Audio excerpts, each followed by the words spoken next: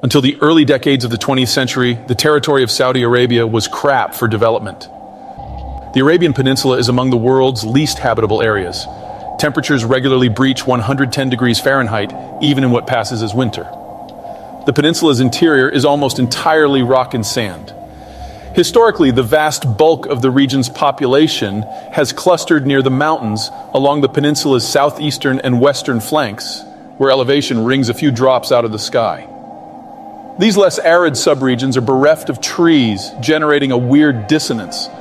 The nearly contained nature of the Persian Gulf makes it a sailor's delight, but the lack of trees anywhere on the peninsula grants the locals zero capacity for developing naval cultures. Any outsiders who can reach the Gulf can dictate most terms to most of the locals. Modern Saudi Arabia is even worse, because it didn't even get the Arabian Peninsula's best land. The greenest lands in the region, on the peninsula's southern flanks, were chunked together into Oman, an entity with centuries of expertise as a tradeway station, and Yemen, an entity with centuries of expertise as a failed state. Most of the Persian Gulf ports were carved out first for the British Empire, and then granted to local loyalist tribes in the 1970s, becoming the United Arab Emirates, Qatar, and Kuwait. The only non-useless bit of land that eventually made it into the modern Saudi kingdom is the thin western mountain fringe of the Hejaz, where a handful of oases serve as the region's historical hub and home to the holy cities of Islam, Mecca and Medina. The world knows well the state that commands those cities, the wildly wealthy, wildly violent, oil-drenched kingdom of Saudi Arabia. But before there was oil, before there was Saudi Arabia, there was only desert. Until a little over a century ago, the royal family in Arabia wasn't the House of Saud, but instead the Hashemites, an Arab clan that could trace its lineage back to the family of the Prophet Muhammad himself. The Hashemites controlled the most culturally and economically significant territory the Arabian Peninsula had to offer, the Hejaz on the peninsula's Red Sea coast, home to most of Arabia's cities, infrastructure, agricultural capacity, and trading opportunities. The Hashemites of the time were a colorful, cosmopolitan people.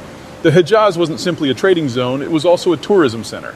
Yes, the Muslim holy cities of Mecca and Medina were the end destination for pilgrimages, but with all the towing and froing, the cities were also well known as good locations to swap goods, ideas, and body fluids. It was as if Jerusalem somehow merged with Las Vegas. The Hashemites' allies, come sponsors, come rulers, were the Ottoman Turks. From the mid-18th century, the northeastern and western coasts of the Arabian Peninsula, the most of the useful bits, were the southernmost extremities of an ailing Ottoman Empire. In exchange for a cut of the Hejaz, profits and pledges of Hashemite loyalty, the Ottomans tended to let the locals run things, providing only enough of an imperial presence to maintain security. None of this sat well with a local pair of tribes. The Saudis were sand poor, consigned to the Najd region in the depths of the barren Arabian interior, where they subsisted largely by raiding wealthier groups, such as those on the edge of the Hejaz. The Saudis cherished a stalkery relationship with the Hashemites, jealous of their wealth. The second tribe was Muhammad ibn Abd al-Wahhab, a throwback theologian who advocated a strict interpretation of Islam as it existed in the 7th century social and technological progress in the intervening millennium. Be damned. It was a perfect match. The Saudis wanted the power of this world. Al-Wahhab's tribe sought a religious reset to access the next. The jealous Saudis wanted to wallow in all that sinful wealth themselves and resented the Ottomans protecting the Hashemites. The hyper-violent, raid-happy, camel-riding, fanatic Wahhabis saw the Hashemites as sinners and the Ottomans as usurpers of the holy cities. To seal their alliance, the two families agreed to a truly epic series of intermarriages. All they needed was someone to give them some modern weapons, tactical intelligence, and a bit of logistical support to move against their common foes. As luck would have it, someone dripping with such weapons, intelligence, and support was sniffing around for just such a goon squad. By the early 1900s, the entire Middle East was primed for conflict. Ottoman power had already failed in North Africa and the Balkans, and the restiveness of Arabia was matched by Russian agitation throughout the perennially agitated Caucasus. One big war later, the Ottoman Empire was on history's ash heap. The British left Arabia as quickly as they had arrived, but not before dismissively anointing their local allies the commanders of some of, even by Arabian standards, the world's most useless territories. The tribal Saudis immediately rebranded themselves the ruling House of Saud, while their in-laws, the Wahhabis, gained control of the Muslim world's Vatican City. Modern Saudi Arabia emerged from the Ottoman Empire's wreckage in 1932, and 6 years later, some Americans poking around in the new kingdom of Saudi Arabia discovered oil. The result was a country that hasn't exactly restored anyone's faith in humanity. The state of Saudi Arabia is first and foremost a medieval-style monarchy, a tyrant king, multi-wife, family murdering, crush the peasants, rich get richer, poor get poorer, off with her head monarchy. Power is concentrated wholly within the ruling family. Political dissent is routinely punished by torture and execution. Modern Saudi Arabia is quite literally the marriage of the Saudis' Comanche-style raiding history to the Wahhabis' Seventh-day Adventist come Amish worldview on issues of technology, topped off with both tribes' mafia-esque opinions about earthly punishment. Such political inflexibility and deliberately maintained economic inequality are unremittingly fused with one of the most repressive, sexist, and sadistic interpretations of any religion ever, with the repression of individual rights being a cornerstone of national identity. Such brutality is also the first pillar of the Saudi state. The result has been the establishment of some truly hateful norms. At home, the population lives under lockdown, despite some recent, glitzy, and completely insincere promises of economic and political reform.